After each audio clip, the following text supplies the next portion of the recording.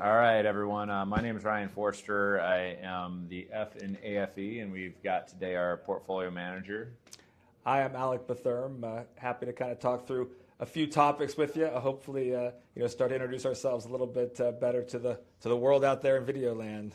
Today we're going to start with a discussion. Alec and I and the rest of our team, frankly, spend a lot of time behind the closed doors, talking, complaining, pontificating, ideating what's going to be best for our clients, and thought it might be interesting to share that with our audience. So today, Alec, let's talk about private credit. We've seen a lot with Blue Owl blowing up, and first, can you define what private credit is? Because I think there's a lot of ambiguity. First, there's what are we as investment advisors, what are we providing to the public?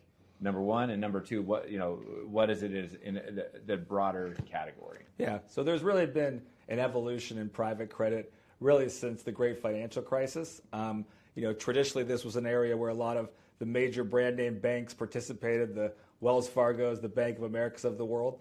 Kind of post the '08 financial crisis, the regulators really came in and kind of changed the dynamic of that. And so, out of that, kind of as always happens, if one group steps away, another group steps in, and that's really been, where the growth has been. So if we were to have talked to you, 5 years ago or even 7 years ago, the dollar amount that was in the private credit world was relatively de minimis. Today it's, $2, $3, $4 trillion, depending on how you count it.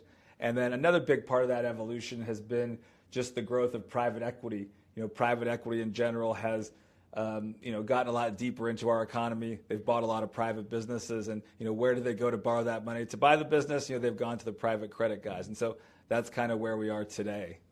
Okay, so as now it's a product that we can sell. Most investors look at it as clipping coupons. You make an interest rate, and it's a great way to get that illiquidity premium. So you have a little bit more money, you have a little bit more interest. Your investment doesn't come to maturity as quickly or have the volatility. Yet now we're looking at what's happening where people are not getting access to their money. Can you dive into that? That's been one of the biggest kind of, I think, changes in the way that people perceive private credit has changed a lot just in the last couple of months. And the reason for that is people traditionally think of the credit side of their portfolio as being a lower risk part of the portfolio, something that's more liquid even than equities. And what's happened is that's the way a lot of advisors have sold these products. They've sold these products as being equivalent to maybe what you own on the public side in credit and debt. And really that was never the case. There was always a premium in how much yield you were receiving in these private credit products versus the public side. And so, that premium doesn't exist for free. So you were getting that premium. Everyone was, pleased with it all along kind of thing until we've kind of, come to where we are today, and we found out that that premium isn't free, that there's a cost to that premium. And the cost to that is really, less transparency inside the portfolio and really less liquidity inside the portfolio. And so that's been the biggest thing that we've seen in the last couple of months is just everybody kind of finding out that, when the tide goes out, Buffett said, you kind of see who's swimming naked. That's kind of what's happened here. The tide hasn't really gone out, but it's just barely gone out. And now some people are realizing that, the asset class isn't quite as transparent or liquid as they originally thought. I know just in the last few months have seen a lot of, as clients are coming on, a lot of private credit with some of the bigger firms. It's just because of that higher yield, it seems to have sold like hotcakes. And now when we have clients trying to exit it, some of them are extremely difficult.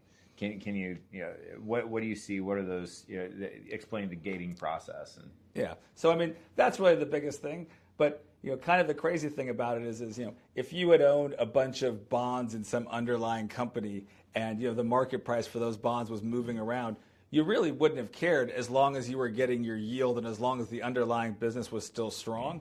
That's really what's going on right now. It's not that there's really been any big increase in the health of the underlying businesses that are in these private credit funds. All that's happened is you've really had some panic out there on the side of retail investors who want their money out now, and that was never how these things were structured.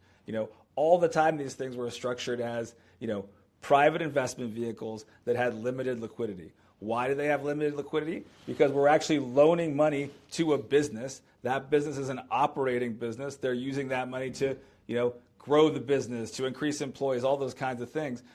They can't just go ahead and terminate, all those things that they're doing inside the business to return the capital to you. So it was never meant to be a highly liquid product. It was meant to be a loan to a business. The business improves its operating fundamentals and eventually pays off the loan. Just like, all of us that have a home mortgage or something like that. If we were all of a sudden if the bank came to us and said, hey, tomorrow you have to pay off your mortgage, right? A lot of us would be in distress because that's not the way that our personal balance sheets are set up. The same with these businesses. So that's what's kind of frustrating about it is the gates are actually, the gate is not something that really is demonstrating that the underlying businesses are unhealthy. The gate is there because they cannot sell those assets at regular prices kind of thing. So the gate is actually helping all of the investors inside of the fund. It's not like I said, it's not an indication of something going really wrong in the economy, something going really wrong in the businesses. It's really just the fact that the underlying assets aren't liquid. And so for us as clients to expect to get that money out, just means we didn't really understand it.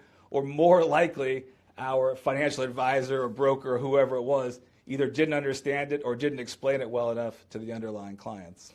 I think that's the burden on our industry is being able to actually understand and articulate. And I think a lot of times home office gives a approved product list or, says, hey, this is a great thing. And you look at it, private credit, yes, it's an alternative to bond funds. It has a higher yield, but it's not the same thing as a bond fund.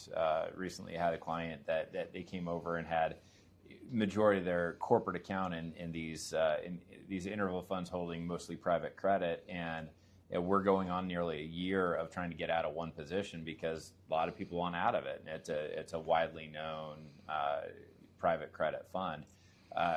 These are not apples to apples. It's apples to oranges, and that's the most important thing to understand as an investor. Is your advisor should know what they're investing you in and when you need something. That's why we talk about time horizon. When are you going to need this money? Because if you say, hey, it's 6, 7, 8 years, we can build a strategy out that is going to sustain very easily in that 6, 7, 8 years. But if you end up needing something incredibly quickly, the first 18 months, and we can't get the cash out, then that while we could have given you an investment that did a fantastic job over a longer period, it's not able to make it through the entire market cycle as intended. I was just saying, and that's like kind of one of our pet peeves on this stuff in general. If you see in the press, they're going to call this alternative all of a sudden, right? It's not really alternative. Alternative would be, the drivers of the underlying return are different than the non-private version of this asset class. So just by calling something private debt or private equity doesn't change the fact that its overall returns are driven by economic cyclicality, by the success of the businesses that they loan to, all those kinds of things. There are true alternatives. There are other asset classes where the return is completely uncorrelated from stocks, bonds, interest rates, etc. But that's another kind of misnomer in this whole space is people have sold this as an alternative by putting the word private in front of it, and that doesn't make it any more alternative than public credit or public equity. And it goes back again to communications, marketing, all those kinds of things that, it's also another reason why it's important a lot of times to have a sophisticated advisor who knows when someone's being marketed to or sold to, and really understands the asset class and understands how to construct a portfolio that is maybe different than one of the traditional portfolios. Or in a lot of cases, they don't really need something different. They just need the advisor to kind of make sure they're allocated correctly and that kind of thing. So we could go on for ever and a day talking about the nuance between everything. Biggest concern to investors is, first off, is there a private credit bubble occurring? Yeah, I think we're still too early in kind of the cycle to tell. There is certainly something to be said, for the idea that in software, that one particular sector, there might be some kind of evolution and changes going on.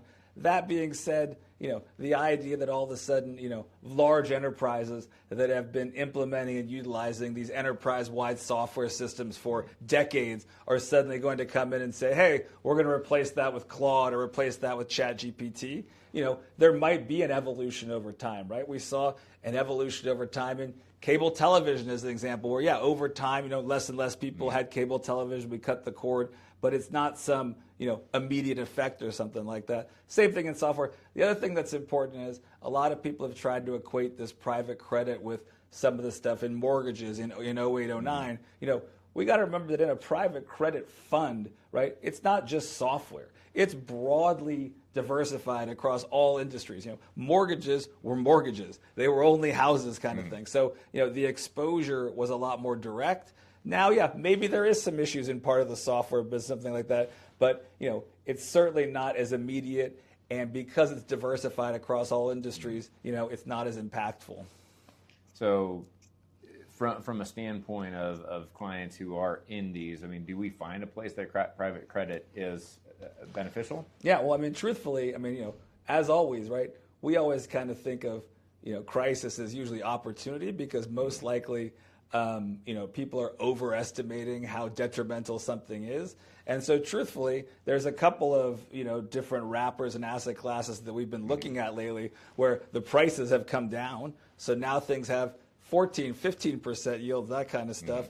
So we're more inclined to want to take advantage of people, overestimating how bad something is, because very rarely is it as bad, as people think it is, and trying to find opportunity in that. And we've picked away at it a little bit. It's still kind of early in it, and we're still kind of getting our heads around it. But, almost always in crisis is opportunity. It's not a reason to go to cash. It's not a reason to sell. It's not a reason to do any of those things. It's really a reason to go find, where those opportunities are. Well, in just quick review, there are cracks in the foundation. There's things to make sure that we're understanding where private credit is going. Too early to see if there is, in fact, a bubble. However, in any asset class, when you start seeing some risk factors, it's important to peek under the hood. So wouldn't say this is any time to panic. If anything, that's time to find opportunity, which is something that we love to do. We'd love to hear from you. You can enter in the comments section or reach out to us directly. And Alec, always appreciate the back and forth. Good deal. Thank you.